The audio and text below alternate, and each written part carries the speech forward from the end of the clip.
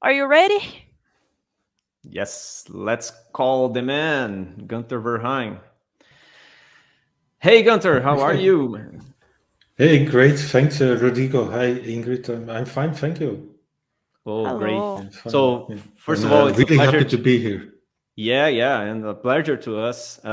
So, the opportunity that having someone that, for me, I think you are the one of the greatest in terms of the great authority in terms of Scrum Agility and and Scrum. agility in in Okay. in the world. So, it's a great pleasure for me. You work together in the with the translation of Hmm. Scrum, your book Scrum, a pocket guide, and I thought, oh, it would be great to work side by side with this guy and having this great book in Portuguese. I think it's a great achievement that we had here in the Brazilian Agile community. So thank you for having me as part of this project. And now the stage is yours, and we are really pleased to have you here to have your contribution to the Brazilian community. Okay, cool. Thank you, Thank you very Gunther. much, Rodrigo, Ingrid, for the kind introduction. And I'm going to assume that you were really honest with the audience and sharing that I have no idea about Portuguese at all. No Let, let problem. alone the let alone the Brazilian version of Portuguese. I don't know how different that is from the Portuguese.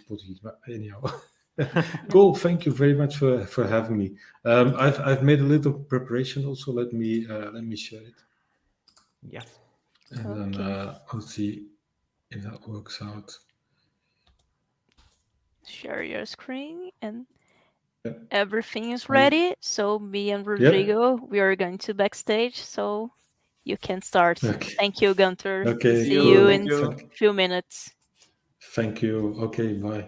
Hi everybody. I'm really happy to be here. As we know, it's not really here because I'm not there because I'm here. No, I live in Antwerp in Belgium, which is really far away from Sao Paulo, Brazil. And it's around 11 p.m. here now. It's 5 hours later than it is in Sao Paulo. Now I've seen somebody. I think somebody from Ireland, which isn't too far from here. This week I was also contacted by somebody at LinkedIn. Imagine a Brazilian lady living by accident in Antwerp, so the city where I live. So. One of the advantages of the online world that we can connect with people from around the globe, literally. Another advantage is that we get a little bit of an insight in each other's private lives. Have you noticed that too? So I now know that Ingrid has a beautiful cat because she walks behind her and in view and so on. So the reason why I'm here is indeed, like Rodrigo said, it's sort of via my book. I don't want to talk about myself too much, but I want to share this little quote. The theme of the event is Back to the Future. Um, and maybe going back to the future, which is back to the past and then reshaping the future, maybe is something that might be helpful in this way too. This is a little quote. It's a little box I have, a wooden box. It's on the wall of my home office here in Antwerp. And it says, life isn't about finding yourself, it is about creating yourself. And that is so important for me. Don't sit around waiting for stuff to happen. Take matters into hand, fall, get back up, try something else. And what is so great about this quote for me, it's not just about life. This is about Scrum too. Scrum isn't about finding it somewhere out there. It's about creating it yourself. And one aspect of life being about creating yourself is that at some point in time, I started calling myself an independent Scrum caretaker. I'm really humbled by what Rodrigo just said about my sort of my role in Scrum. It's not always an easy thing, but it's certainly not easy to be independent. And I've added to that, I'm an independent Scrum caretaker because I care about Scrum, but even more, I care about people. I care about the people involved in Scrum.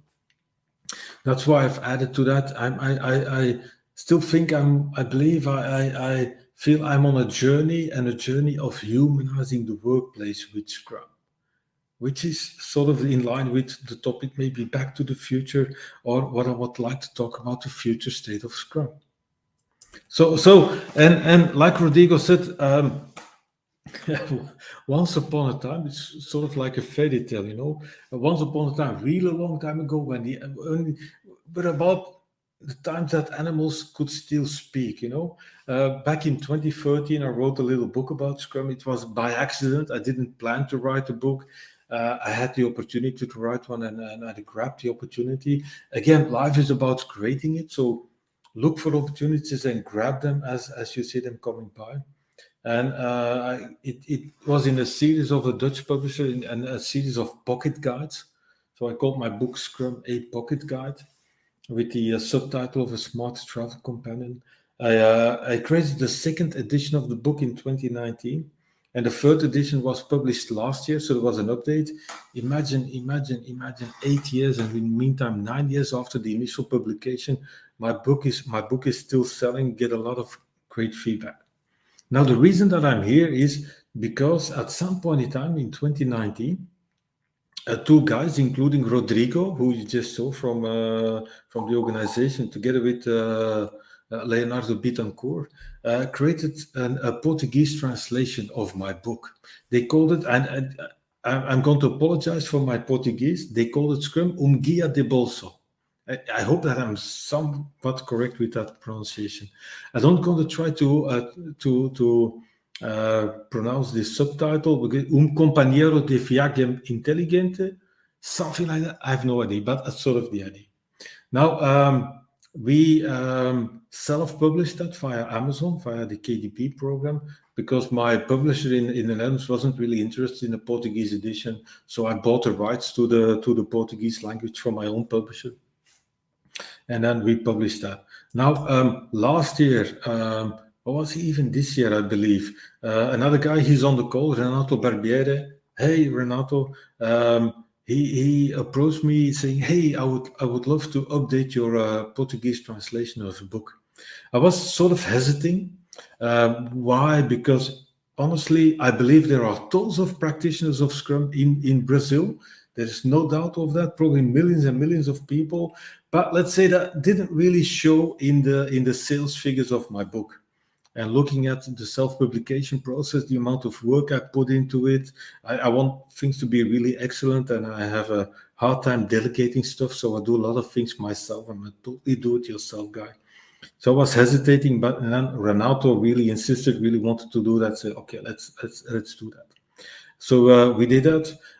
Again, same guy, Rodrigo Pinto, did a review of the update of the translation by Renato, and we published the second edition of my book not too long ago, about a month or 2 months ago. Really happy over that. So please have a look. It's available as a paperback. That's via Amazon.com, by the way.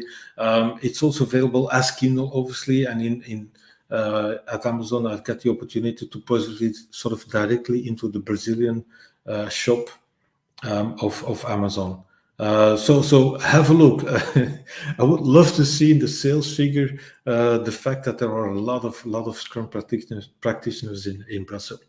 But anyhow, that's why Rodrigo invited me over here. He's been reviewing the update of Renato of my book, and then in line with the theme of the event, Back to the Future, I want to talk about what I call the future state of Scrum. So in my book, Scrum A Pocket Guide, Scrum Guia de Bolso, I've written 4 chapters, and the first chapter that I start with is the Agile Paradigm, or Paradigma Agile, something like that, talking about sort of the past of the whole Agile movement, the past of Scrum, the shift that it takes, the difficulties that it will take, Agile transformations, you know, some sort of background. Some say broader, let's say broader context. I've described the rules of the game. There was a chapter just called Scrum.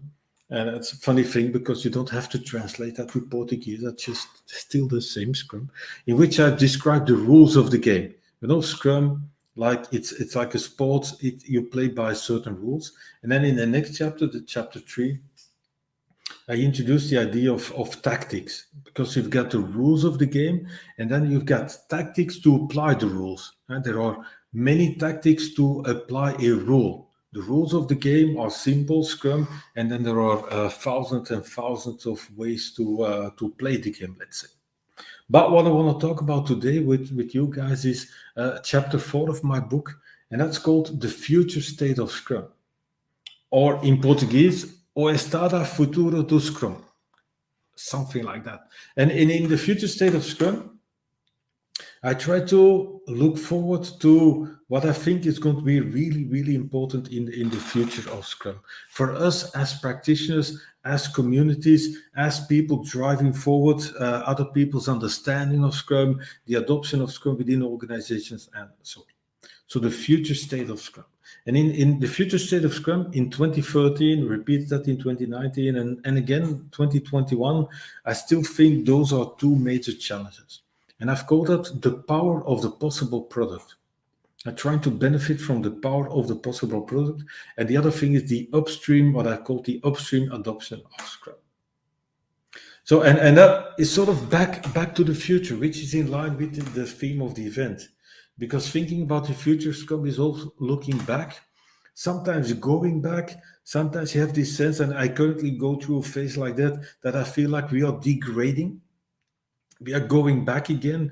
I have to go through discussions. I see debates popping up. I see questions in my classes popping up, and I felt like, okay, I thought we were past that, but it seems we're going back. So a huge challenge for us as Scrum practitioners to keep helping people go back sometimes, now 2 steps back and then maybe 3 steps forward. That sort of process that we're in. Now let me start with my definition of Scrum, which I added to a paper I wrote 2 years ago by the beginning of the Corona crisis. By the way, it was recently translated by the same guy that updated the translation of my book, so Renato Barbieri. I called it Moving Your Scrum Downfield. So back to the future means going forward, moving your Scrum downfield, start moving, go out, play the game, stop discussing, stop debating, stop fighting over each other, stop ranting, stop venting your frustrations, whatever. Start moving your Scrum downfield. And in that paper, I used the definition of Scrum, called it a simple framework that enables people to derive value from complex challenges, which is a quite generic definition, which applies to the fact, or which sort of represents the idea that Scrum is no longer just used for software development, software product development, or new product development, from complex challenges in general. But I want to focus on sort of the purpose of Scrum, deriving value from complex challenges. And in my paper, I also called product the vehicle to deliver value. That was in the spring of 2020. In November 2020, the new Scrum Guide used the same expression, I believe. Product is the vehicle to deliver value. So Scrum is all about product. In a way, you could call it a product management framework, a product delivery framework, though that product delivery in itself is a complex challenge as well. So Scrum starts with knowing your product. And when I talk about the power of the possible product, it's about product. And product in a Scrum sense means, in the second point, a tangible, a physical product, but it might be a non-tangible product. It might be a good, it might be a service, it might be digital, it might be online, it might be a mobile app, it might be a website, it might be a service that you provide to people, it might be an insurance, anything. But for me, a product in Scrum terms is not just a tangible or non-tangible good or service, but for me, important is also that that with the product that we're going to use Scrum on, that we provide value to the consumers of the product. Not just to another team, not just to another department, not to whatever.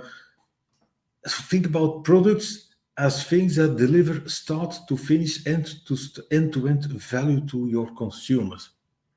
And that is already maybe a challenge. So start with product and then think about the power of the possible product. And let me explain what I mean with that. We all know that Scrum says to have a product backlog in place, right? It's a product backlog. So again, it's a backlog for the product. It's not a team backlog. It's not an individual backlog. It's not a composition of all sorts of sources of work, whatever what people would call a backlog. It's a product backlog. It's a backlog of work that is deemed necessary for the product to make it come alive, to keep it alive, to evolve it, to change it, to update it, to migrate, whatever. Product backlog. Scrum says that your product backlog needs to be ordered, so we all know that. Now, what is this whole idea about the possible product? Because your product backlog is ordered, that means there's a sequence going through the product backlog items. As there's a sequence of product backlog items, that means there's a timeline going through that. Things that are high on the product backlog are now planned to be tackled earlier than things that are low on the product backlog. So there's a timeline going through that. That means the more you go down, further you go down on your product backlog, the further ahead in time that you're trying to look at.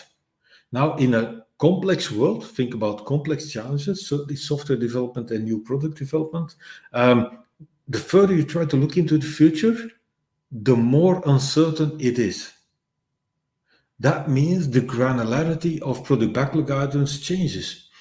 As things are more down on your product backlog, they are more coarse-grained. They are bigger. There are a lot more uncertainties, less details, less fine-grained.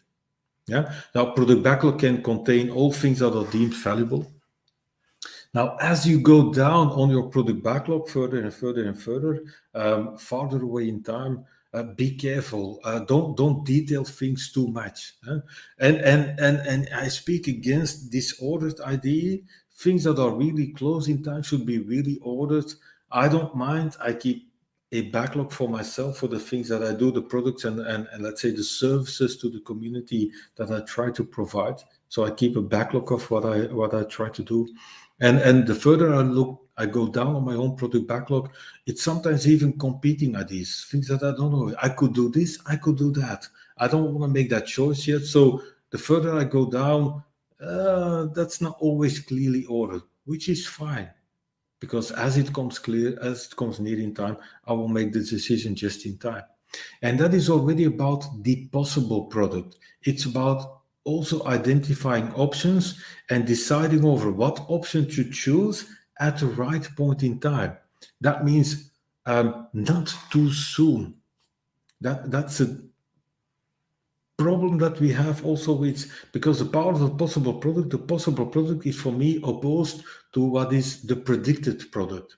That means people will give you a list of requirements that they claim to know that should be implemented, and then you implement them in sprints, but it's a fixed list, it's a predicted list. Now, if you want to generate value, if you want to derive value from your process, that means you can't do that, because what will be valuable or what will be perceived as value in 6 months' time, you don't know yet, so you can't know. So be open for that change. So the possible product is a product definition that is still full of options and opportunities and choices that you need to make. Make them as they come closer, but not too soon. In that sense, you might say that only the product backlog is ordered for the next couple of sprints is really a product backlog, really ordered. And if you order them, please try to order them for value, impact that you might have, try to increase customer satisfaction. So think in terms of your consumers. Via your consumers, you will have a positive impact on your stakeholders because you will generate money and so on. So think in terms of value. And that's all about the power of the possible product. So keep options open as late as possible. Benefit from the idea of the possible product. Step away from the predicted product and use Scrum to capitalize on those benefits of the possible product. And that the challenge of going for the power of the possible product is, first of all, think in terms of product, think in terms of your product backlog, think in terms of product ownership. A lot of companies are still using Scrum, are focused with their Scrum too much on the how the work is being done, the process, the meetings, the events, cross-functional development, concurrent development, hopefully. So they're still focused on how. It's time to move our Scrum downfield and start thinking about the what. What are we doing? What are we delivering? How valuable is the work that we are delivering? Rather than looking at what we're doing. That includes a little bit of a shift from trying to do more with Scrum towards trying to do the right things with Scrum, the things that bring the most value. So it's not about utilization. It's not about filling your days, making sure that you're busy every single minute of every single hour of every single day. The goal is to identify what is most valuable, what has the most impact, focus on that. Yeah, and involves going from just speed, velocity, quicker, faster, whatever, to direction, making sure that you're heading in the right direction. That's why I think they added this idea of a product goal. So in the end, to summarize this is going from perplexity to agility, because in the face of complexity, a lot of organizations and a lot of teams are perplexed. They're like paralyzed by all the changes, all the things that are coming towards them. They're trying to fix that by fixing their ideas for the next 6 months. That gives them the idea of certainty and predictability, but it's not. Keep that openness. Think in terms of what, not in terms of velocity, speed, what. Think in terms of value, and that will bring you through agility. Don't be afraid of options and competing ideas. Be open for that. That is, for me, the power of the possible product. And then the other chapter of my book about the future state of Scrum was about what I call the upstream adoption of Scrum.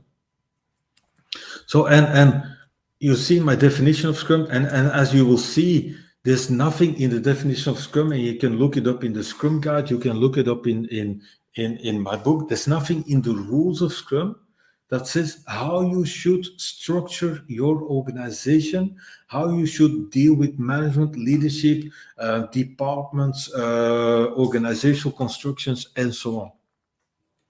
Now, that doesn't mean it is not needed to look at them. Yeah, and already in the paper where we got our name from, the paper was called the New Product Development Game. So they compared new product development. 1986 had nothing to do with software development, by the way. They compared new product development with a sport like rugby, and then they used the situation from rugby Scrum as a sort of metaphor for that. So, and in that paper already the author said that organizations need to adopt a management style that promotes this process. With this process, it's what they call Scrum. And it's what we see a lot reflected in the self-organization of the Scrum framework as we know it. And a self-organization, by the way, is complemented by what we call the empirical process, the process of regularly stopping, reflecting, looking back to the future, to think about the next step that we're going to take within the sprint, the next couple of days of work, beyond a sprint in, let's say, the next sprint. So already in that paper, 1986, they said, you know what, to really get the benefits from this process, you need to adopt, and actually you can read this, you need to change your management style to a style that supports and promotes this process. And Scrum in its rules says nothing about how to organize for that, but the fact that value is at the heart of Scrum and products, services as are the vehicle to deliver value, that already helps a lot, I believe. And in that sense, it helps a lot in what I call the upstream adoption of Scrum. So let me try to go there. But let me first share a little bit of good news, bad news, and good news again. The bad news for the people in the role of manager, so people currently in a management position, the bad news is that overall, it doesn't look that they're really happy. We always like to think ourselves as practitioners, people working on the work floor, as unhappy, disgruntled, and whatever. Now, managers are not that happy too. This was shown again not too long ago in 2019 by a research from the Boston Consulting Group. They did surveys in a couple of big countries, and they found out, oh my God, a lot of managers don't even wish to remain a manager. Nobody wants to become a manager anymore. It's often just seen as a necessary step for a bigger salary, more status, a higher position, and so on, a career move, and so on. And as we all know, those are very toxic reasons to do something, whatever. In this case, climb the ladder just to get more money. That's not really helpful. That is not really intrinsic motivation. And what is the biggest dissatisfaction that people in a management position share? The fact that they are not that they are not involved in decisions. Might come as a surprise. So managers say, you know what, I only have to implement decisions that are imposed upon me. So that means we have created layered organizations, and at every layer, everybody says, you know what, I only have to do what people on top of me tell me to do. And I want to be involved in decisions. So in a way, that's for those people bad news. It might be that as a team, as a work floor practitioner, whatever, you see that as potentially good news. Now for everybody, let's conclude with the fact that it's actually for everybody good news. Because the Boston Consulting Group has also asked these people, if you're currently unhappy about your role as a manager, what should management, in your view, be about then? So what should management ideally be about? And those people said, you know what, it should be about helping teams and team members develop themselves professionally, develop their skills, give them feedback that will help them develop their skills, offer them opportunities, support them in professional development, eliminating obstacles, facilitate people, help them eliminate obstacles for them, make sure that they can make progress without me having to tell that, but by facilitating them and eliminating obstacles, setting clear goals, and not just crazy, unachievable goals. No goals that offer clarity, but goals that are also achievable. That is what people in the management position say. That should be my role. That is what my role should be about. And rather than implementing decisions imposed upon me, making decisions. And then create meaning and motivate teams, not by extrinsic motivators probably, but by invoking intrinsic motivation. Now, I don't know how that sounds to you, those top 5 abilities of, let's say, the ideal manager, but that sounds a lot like the accountabilities that we have in Scrum. Helping people develop themselves, give feedback, sounds a lot like, for me, Scrum Master role, facilitating, eliminating obstacles, setting clear goals, sounds a lot like a product owner with product goals, a Scrum team with sprint goals, thinking in terms of product vision, making decisions sounds a lot like self-management or self-organization, meaning motivating teams. Again, sounds a lot like the roles that we have in Scrum. Scrum Master, Product Owner, and what is called developers in the latest Scrum guide, but what I called in that paper, moving your Scrum downfield. I didn't want to wait for a decision on what they were going to do with the Scrum guide, so I just called what was then called development team, I called it Scrum team, because they are the players, let's say, on the field. Product Owner, Scrum Master are on the sideline, they're sort of not on the pitch, let's say. Yeah. Now, a product owner in Scrum is about optimizing for value, making sure ordered product backlog, a product backlog ordered for value. In that sense, the product owner is a manager in Scrum. He or she manages the product. He or she manages the what. And that's also part of the power of the possible product, right? Adopting Scrum, and rather than being stuck debating the rules and the meetings and events and the time boxes and the development and the progress and velocity, try to think about, what are we trying to do with Scrum? What are we building? What are we delivering? What services, what products? So that's a very important part of my shift also. It's also part of the upstream adoption of Scrum, because it's accepting that we have an owner of the product. And then we have the Scrum team, which was called development team in the past, which is now called developers, or what I called in my book, the team of developers. in Scrum. The people doing the work, creating those done increments, doing that concurrent development, that cross-functional collaboration, and so on. They manage themselves in a sprint. They manage the how of the work. Let's say the implementation, the activities, the tasks, anything that they need to do to create a releasable, usable done increment.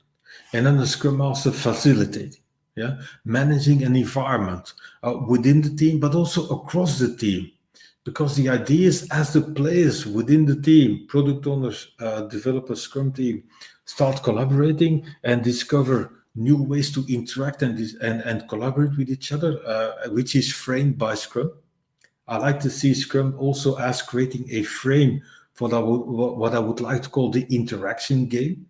Yes, solving a complex problem, delivering, optimizing for value. That is an interaction game. That is about interaction between people with skills, expertise, insights, beliefs, and so on. So Scrum, in a way, creates no more than a frame for that interaction game. It frames the interaction between people. Now, it just doesn't frame interaction between people in the team. The goal is also to create and to grow and develop new relationships between the Scrum team and the organization. That means, again, upstream adoption within the organization, certainly stakeholders, managers potentially taking a new stance. That means they are not there to instruct the Scrum team how to do their work. They're not there to instruct the product owner on what to deliver. They can try to influence those people, ask questions, whatever, that's all fine. But their role is to provide feedback and input so that the Scrum team can do an even better job. And in that sense, stakeholders are really important, not just for the product owner, but also for the developers in terms of keeping them up to date on strategic direction. What is the company doing? What is the company planning to do? What direction are we taking potentially, or what change of direction are we potentially going for as an organization? Do they have information about the market, competition, and so on? So provide that feedback, which is, by the way, in line with what people in a management position say that management ideally should be about. Yeah? And then obviously don't forget the consumers of your product. Yeah, build new relationships with them. Certainly, as a product owner, more direct relationships with them. Try to capture feedback with them. The goal, again, part of the possible product is, once you've decided to implement something, try to close the feedback loop with your consumers as quickly as possible to validate your assumption as a product owner, to validate your choices that you made in terms of what are we going to deliver. If you don't close that feedback loop with your consumers, you're in a way still blindfolded. You thought you were making a great choice, but you're not sure until you close that feedback loop. So a very important source of information and feedback, again, consumers. And as you might notice, all the roles, accountabilities, whatever ways of involvement on the screen, there is no hierarchy. There's no hierarchy within the Scrum team. Stakeholders have no hierarchy over the Scrum team. Stakeholders are invited to come at the sprint review. Consumers can be invited to come to the sprint review. And then they collaborate on a non-hierarchical level, let's say, at a peer level. And that's all in line with what people currently in a management position say that ideally management should be about. Making decisions, facilitating, removing impediments, helping people remove impediments, give them feedback also on their professional development and so on. It can all be done. So Scrum, in a way, is an implementation of that DD. And it boils down to what I call moving authority down the line. We've been saying that for so long now. So it's time to try to do this. It's time to move our Scrum downfield. Stop complaining about stakeholders not getting it, managers not getting it. Do something as a Scrum Master. Help them understand Scrum. Help them evolve towards their new role. And you might be surprised because it's something that they might be looking for, that they might really want to do. And if you put product at the heart of what you're doing, That means you've got a product at the heart of what you're doing, and there's a number of activities that you need to do for your product: sales activities, marketing, financial things, communication, pricing, branding, and so on. Strategic decisions that you need to take. You have to also deliver a product, obviously. Yeah. Now organize that, and in the sense that focus on the product by setting up what I call a product hub, a hub that is focused on the product. And within the product hub, you've got a product owner owning the product. I sometimes also call it the product CEO. Yeah, the product owner bridging the worlds of product management, stakeholders, consumers with the worlds of delivery. For delivery, that's where you typically would use Scrum. You have a product backlog with items, work items, features, requests, changes, updates, opportunities, ideas, challenges, problems that you need to fix, problems that your consumers are facing.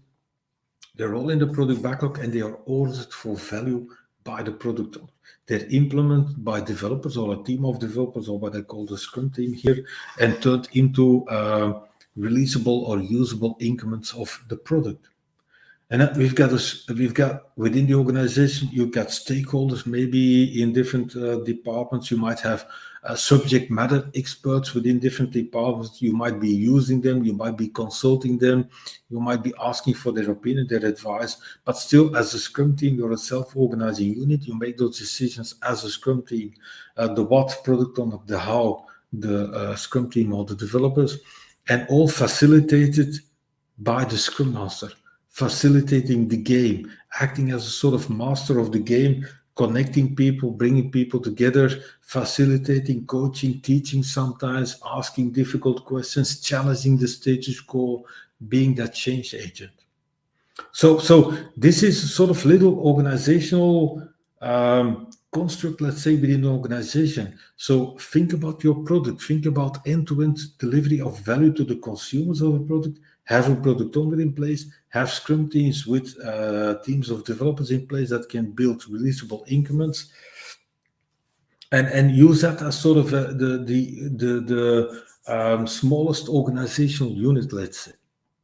And then, like it was said in the new product development game, because it didn't just say you need to adopt a management style that promotes this process.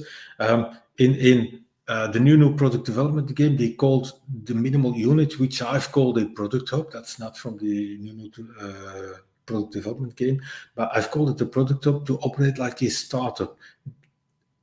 A product hub sets its own agenda. They take their own initiatives in line with company strategies and so on, but management leadership acts as an investor.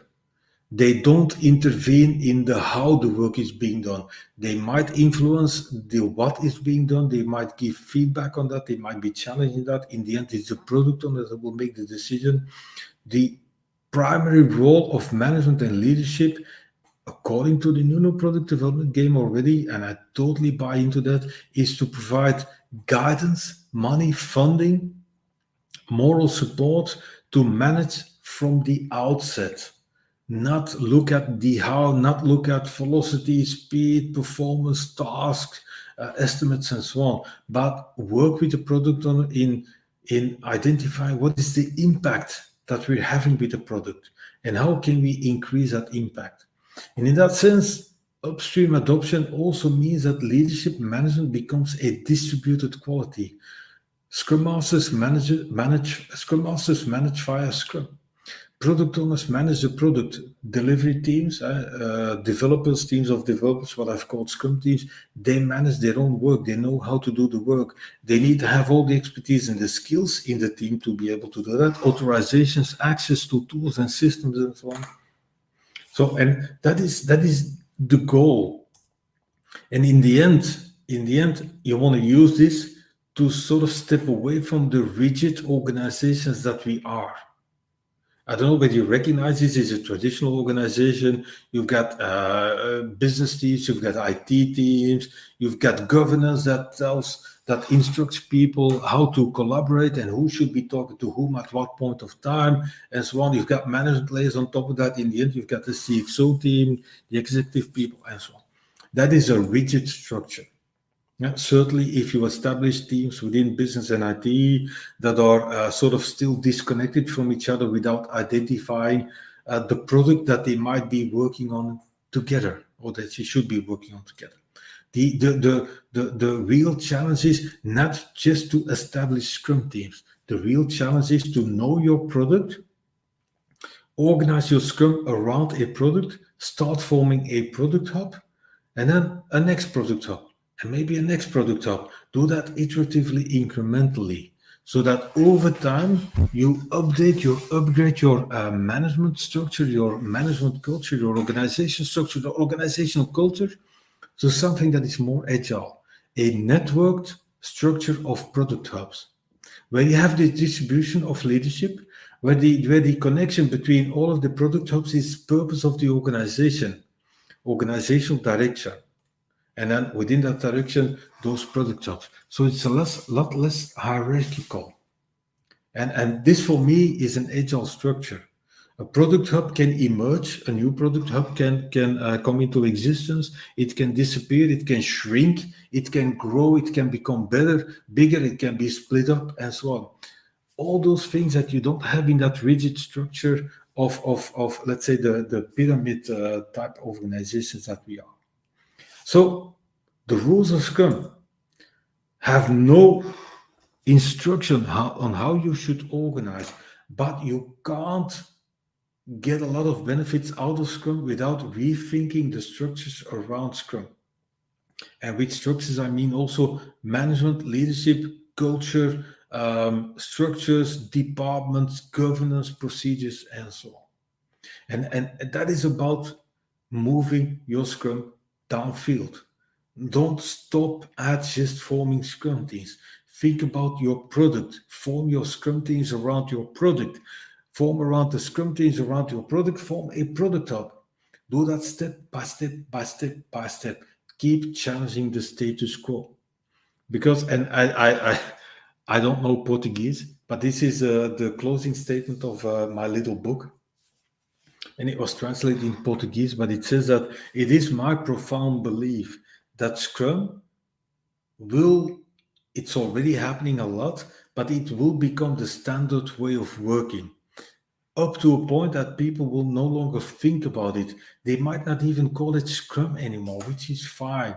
The real challenge for the future state of Scrum is to make sure that we re-emerge, that we rethink our structures, our organization around Scrum, and use Scrum to not just build sub-products, but build real products, but also create more agile structures. And that's all in this little quote from the Portuguese translation of my book. So my little story, I truly hope it was really condensed. Quite a challenge to do this in 40 minutes, but I think we've made it. So my question, please remain active, keep learning, keep challenging, keep improving, keep moving forward, keep asking nasty questions as long as you don't get fired. That's all for me. The attitude, the stance of Scrum. Keep scrumming. Please, it's something you do. It's not something you will find.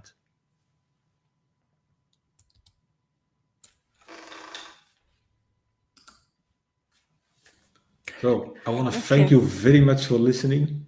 I hope it. I hope also that I don't know Portuguese, but tradução simultâneo or whatever is like simultaneous translation, right? Yeah, that's it. Yeah, I know a little bit of French, and sometimes you recognize words from French and a little bit Spanish in Portuguese. Okay. Thank you so much, Gunther. We have some questions here. People are really mind blowing right now, so I will put this on the screen. So Bruno asked, do you mind say in your words what are the main difference between a product owner and a product manager? Yeah, can I don't know how many words I can use. Thank you for the question, Bruno. So during the Corona, I've published a couple of articles. One of them was not too long after the latest update of the Scrum Guide, which was November 2020. I was again baffled a little bit, surprised by all the heated debates over the changes, and although fundamentally Scrum hasn't really changed. One of the biggest changes in Scrum, the definition of Scrum, was a long time ago, back in 2002, when Ken Schwaber and Mike Beadle published their first book about Scrum. They came up with the idea of a product owner. Because before that, the years before that, they all talked about a product manager. So Bruno, your question, product owner, product manager, up to that point, the idea was that sort of the work, the product backlog was sort of organized, and the work was sort of driven by what they called a product manager. I'm not really sure. I've worked with Ken. I don't think we actually talked about this topic, but my assumption is, my belief is, or my viewpoint is that they created the role of a product owner. Why? Because often most product managers, there were two problems with product managers, and still today, by the way, is that product managers in general are just working with, let's say, in the product management part of the organization, sales, marketing, communication, and so on. So they're very disconnected from the work being developed or being delivered. So in that sense, the distance towards the Scrum to the Scrum team is really huge, too big, not healthy. It's all about, let's say, the business side of the organization and less the implementation side of the organization. Another problem with the term product manager, because if you are a really great product owner, in a way you could call yourself also the manager of the product, and in that sense, a product manager. But then the problem is the following: on the business side of organizations, we've got at least as many silos as we used to have on the IT side. Silos, sales, marketing, finance, and so on. And it seems that a lot of those people operating within those silo departments often carry the title of product manager, but they manage a little aspect of a product, the sales aspect or the marketing aspect, and so on.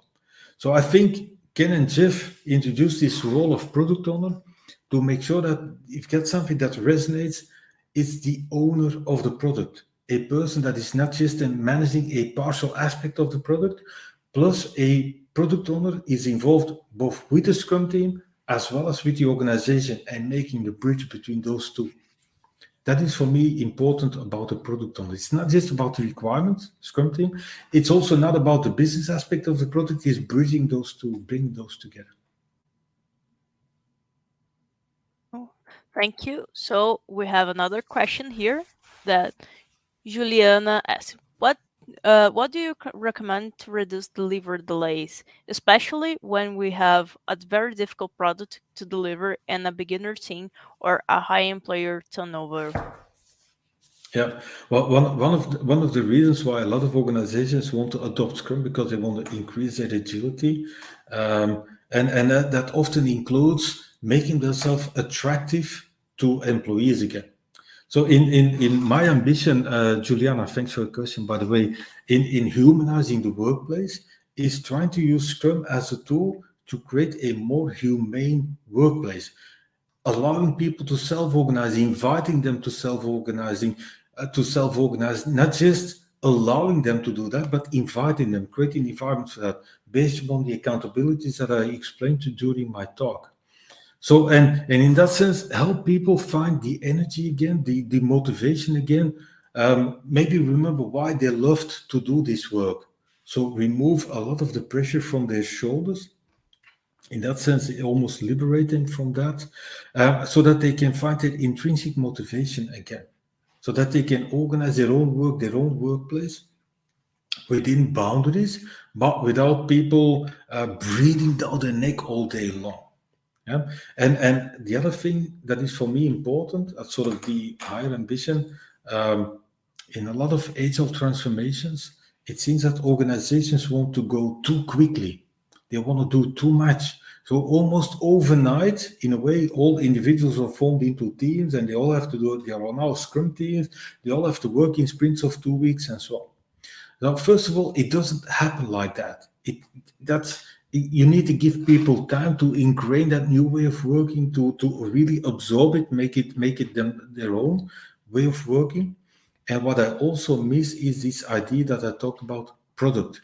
So think about your product first, and then think about your the teams that need to deliver the product, and then that means thinking about the skills, the expertise you need in the team in order to deliver that product. What sort of people do you need in the team? And then allow them to self-organize, and upstream adoption. Um, Try to get your managers to see how they get control in Scrum by managing from the outset, by going to a sprint review when invited, giving feedback, not breathing down people's neck all day long. So a lot of the things that are in your reasonably simple question are highly interconnected. Because if you don't really humanizing the workplace means let's focus no longer on the process, but more on the people in the process, building on the self-organizing capabilities of people, like building on options that you might have in the product, that will avoid a high employee turnover to start with.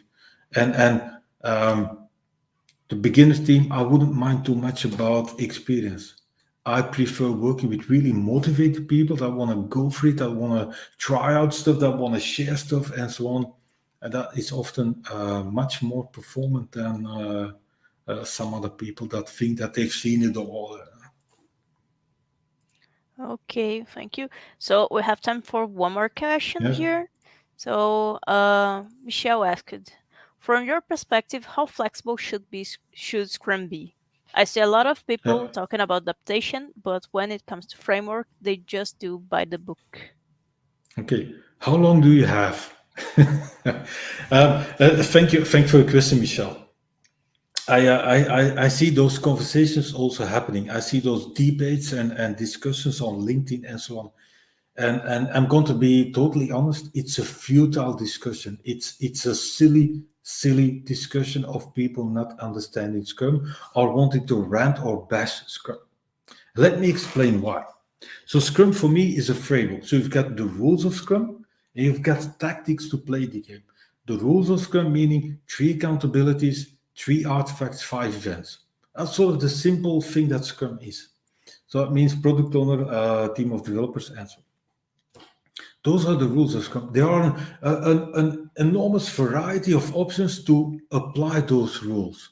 So in a way, the rules of Scrum, they create no more than a frame, inviting people to regularly stop, look back, learn, improve, think, create for themselves the opportunity to change their mind, to adjust, to adapt. So it's all about adaptability, which is needed in complex and uncertain environments. Yeah, how you do that, how long your sprints are, what sort of product owner you have, what sort of items you put on your product backlog. Do you use user stories? Do you use use cases? Do you use something free format? Do you estimate what is value in your context? What sort of development are you doing? What sort of technology? Those things are not part of the instructions of Scrum. Those things you have to do yourself. So Scrum, I like to say, Scrum can wrap an enormous variety of practices, but it's still the same Scrum. You could call it immutable. I'm totally fine with that because Scrum combines a clear definition, but still allowing enormous openness for ways to do Scrum. And in the same organization, for one product, you could do 2 week sprints, another team might be doing 4 week sprints. In a highly technical product, you would have a technical product owner, and somewhere else, you would have very business oriented product owner. You know, those are tactics, those are tactical choices. There are so many choices possible by Scrum. So, Scrum by the book, that means understanding the rules of Scrum, but still thinking about tactics, strategies to apply the rules, to play the game. So that is for me so unique about Scrum. That's also why I say, as the last thing I must say as a response to your question, you can, as an organization, you can standardize on Scrum, meaning everybody's doing Scrum, but you don't have to industrialize your Scrum to death. In that sense, a lot of organizations impose all Scrum teams, regardless of their context, regardless of the product, the technology, the challenge, the market, the competition. They all say, yeah, everybody has to work on 2 week sprints, and all of their sprints have to start and end on the same day. And it's like, I don't get it, because that kills all of the openness that Scrum by nature has. So do Scrum by the book. It will still give you tons and tons of flexibility. That's Okay. sort of my belief. Okay, Gunther. On behalf of the Scrum Day organization, I would like to thank you for being here with us and share your knowledge. And we hope to see you soon and see you again in our event. So Yeah, thank you cool. so much for your time. Thank you for inviting me. I hope you have a wonderful event. And who knows, someday I might be coming to Sao Paulo. You never know. Yeah, I hope that happens soon. Yeah. So thank you, Gunther. Goodbye. Okay. Thank you very much. Bye bye. Have a great event.